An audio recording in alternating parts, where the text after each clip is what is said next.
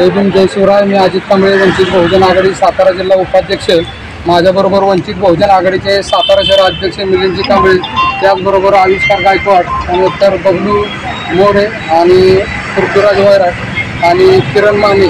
आज क्रांतिसिंह नाना पाटील सर्वसाधारण रुग्णालय सातारा येथे आलेलो आहे। येथे येण्याचं कारण असं की जाती व्यवस्था एवढी मोठ्या प्रमाणात माजलेली आहे। आजच 11 जुलै 2024 रोजी रमाबाई आंबेडकर नगर हत्याकांडाला 27 वर्ष होऊन देखील ही मनोवादी विचारसरणीचे बाडगुळी आज देखील माजलेले आहे। खंडाळा बेगर वस्तीमधील आपले बंधू दीपक वायदंडे याला काही जातीवादी युवकांनी खंडाळा महाराष्ट्र बँकेसमोर नेऊन खंडाळा घाटामध्ये 7 ते 8 जणांनी मिळून मारलेला आहे।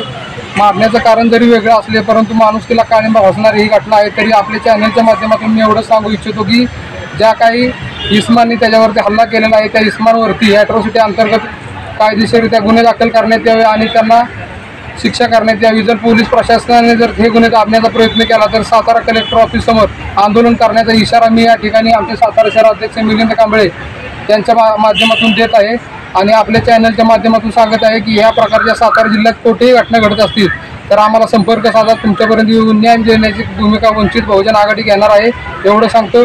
खंडाळा पोलीस चौकीचे पी यांच्याशी मी संपर्क साधलेला आहे, परंतु वायदंडे कुटुंबियाकडून मला असं सांगण्यात आलेलं आहे की संबंधित व्यक्तींचे राजकीय पुढाऱ्यांशी मोठ्या प्रमाणात संबंध आहेत आणि हे प्रकरण तिथं दाबण्याचा प्रयत्न करणार आहेत। त्या अनुषंगाने आपल्या चॅनलच्या माध्यमातून परत एकदा सांगू इच्छितो की जर का हे प्रकरण दाबण्यात आलं आणि आमच्या माणसांच्या जर जीवाला काय झालं तर ह्याला संबंधित पी यांनाच गुन्हेगार धरण्यात येईल। मोहनवादिंडे काल माझ्या भावावर दीपक मोहनवादिंडे हल्ला झाला घाटात।